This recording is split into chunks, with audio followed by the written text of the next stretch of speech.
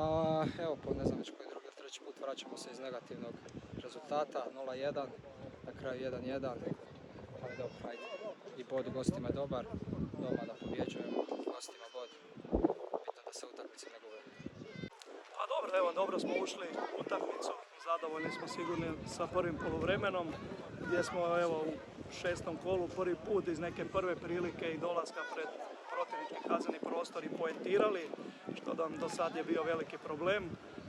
A ništa, prvo poluvrijeme dosta dobro, diktirali smo nekakvu igru, bili možda kvalitetniji u posjedu, dok u drugom poluvremenu naravno ekipa poput Bjelovara nisu slučajno gore na vrhu, imaju kvalitetnih pojedinaca, pritisli su nam u određenim periodima utakmice, zabili gol gdje smo mi zaspali, 4 igrača nisu odreagirala na odbijenu, ali to je nogomet.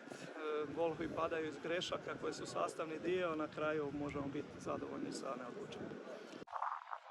Loše otvaranje, primili smo gol. Naravno da je teško uspostaviti neki kontinuirani napad. Treba se slavo iza loptu, dobro se branio. Na vrijeme smo zabili početkom prvog.